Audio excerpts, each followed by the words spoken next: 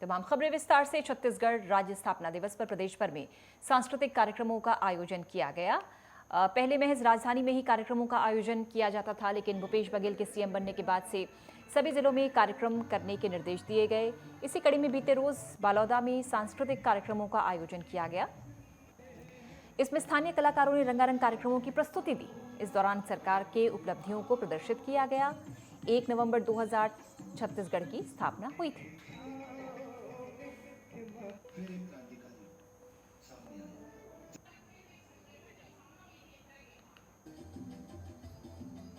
छत्तीसगढ़ राज्य स्थापना दिवस के अवसर पर आज यहाँ पर राज्योत्सव का आयोजन किया गया, जिसमें सभी जिले वासियों ने हिस्सा लिया।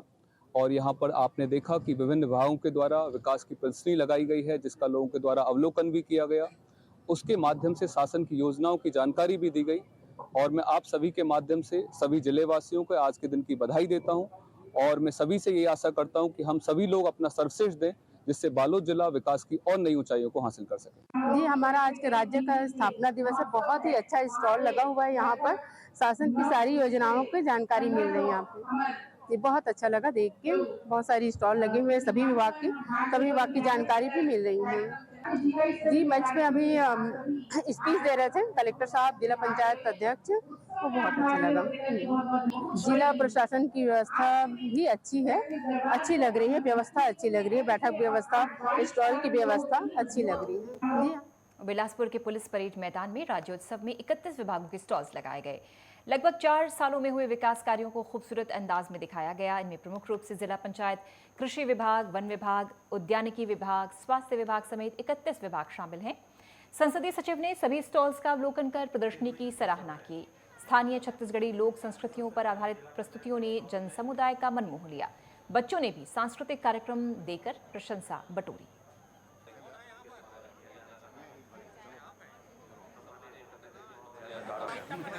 छत्तीसगढ़ के 22वें राज्योत्सव के संबंध में विस्तृत दिशा निर्देश सामान्य प्रशासन विभाग से मिले हैं।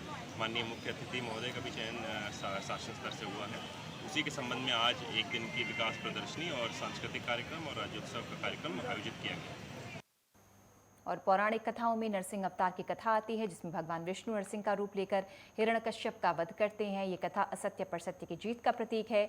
इसी कथा को आधार बनाकर महाराष्ट्र में सोंगी मुखौटा लोक नृत्य किया जाता है। होली पर्व के बाद महाराष्ट्र में नृत्य किया जाता है। देवी की पूजा के साथ उत्सव मनाया जाता है। कथा में 2 कलाकार नरसिंह का रूप धारण कर नृत्य करते हैं। ढोल, पावरी और संबल वाद्य यंत्रों से ध्वनि पैदा करते हैं। दर्शकों के सामने पेश की जाती है। इसके साथ नर्तक काल, भैरव और बेताल के मुखौटे भी पहनते हैं। इससे लोक में प्रचलित बहुत सी कथाएं लोक नृत्य के जरिए अभिव्यक्त हो जाती हैं।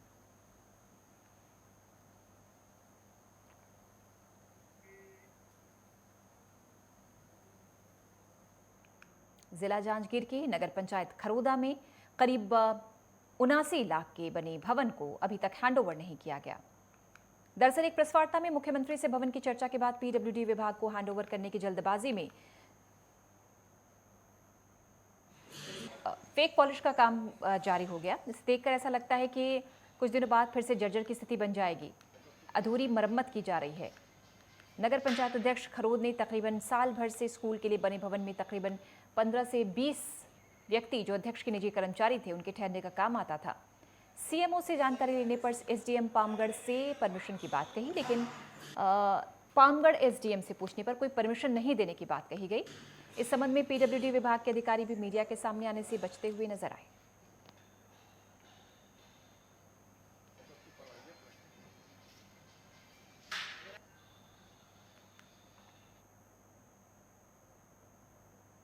जिला जांजगीर के नगर पालिका चांपा में गौरव पथ तकरीबन 8 करोड़ की लागत से बनी सड़क के किनारे नाली का निर्माण कराया गया। नाली के ऊपर छड़ निकाला गया।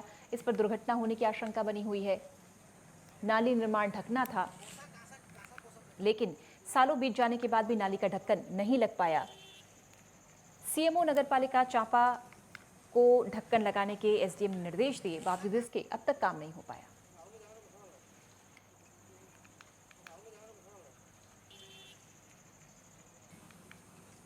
जो गौरव पथ में जो नाली निर्माण हुआ है, उसमें ढक्कन के लिए सीएमओ को निर्देशित किया गया है। वो अब उससे बात करने पे कंफर्म होगा। और बस्तर कलेक्टर चंदन कुमार ने जगदलपुर के मोती तालाब पारा में किए जा रहे सड़क मरम्मत कार्य का निरीक्षण किया। लोक निर्माण विभाग ने संचालित इस सड़क के निर्माण के निरीक्षण के दौरान कलेक्टर ने सभी सड़कों की मरम्मत का काम 1 महीने में पूरा करने के निर्देश दिए। लोक निर्माण विभाग के कार्यपालन अभियंता AK सिंह ने सड़कों की मरम्मत के लिए तैयार कार्य योजना के संबंध में जानकारी दी और निर्धारित समय अवधि में काम पूरा किए जाने की बात कही।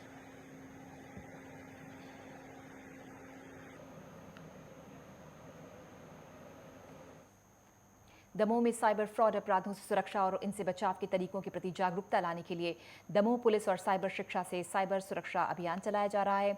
अधिकारी लोगों के बीच पहुंचकर उन्हें जागरूक कर रहे हैं, साथ ही साइबर अपराधों से बचने के लिए टिप्स दे रहे हैं। एक गठित टीम भी जगह जगह जाकर लोगों को जागरूक कर रही है। इसी कड़ी में बुधवार को साइबर सेल प्रभारी रमाशंकर मिश्रा और उनकी टीम ने बटियागढ़ के महाविद्यालय, जिला पंचायत और शासकीय मॉडल स्कूल पहुंचे। इस बीच लोगों से कहा कि व्यक्तिगत सुरक्षा के साथ हमें अपनी साइबर सुरक्षा भी रखना जरूरी है।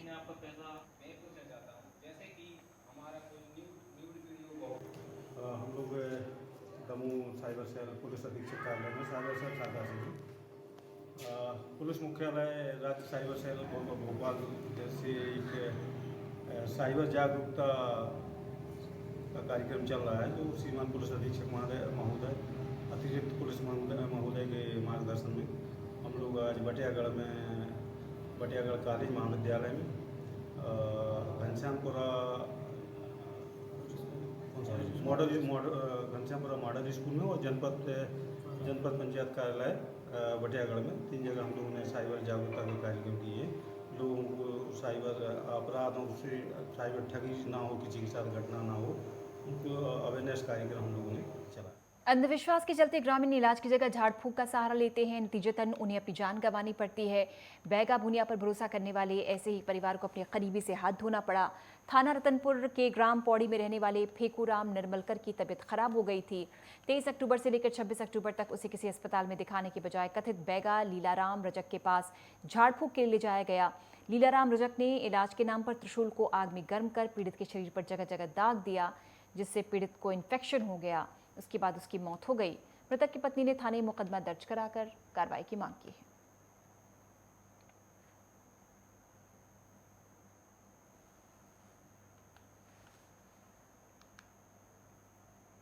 और खबरों में आगे बढ़ते हैं और अब बात टेक बैक योर प्रॉपर्टी के तहत बस्तर पुलिस ने चोरी और गुम हुए 650 मोबाइल धारकों के चेहरे पर मुस्कान लौटाई है। बीते 1 साल में बस्तर जिले और आसपास के जिलों में CCTV कैमरे की मदद और बस्तर पुलिस की तत्परता से चोरी और गुम हुए 650 मोबाइल्स को जब्त किया गया है।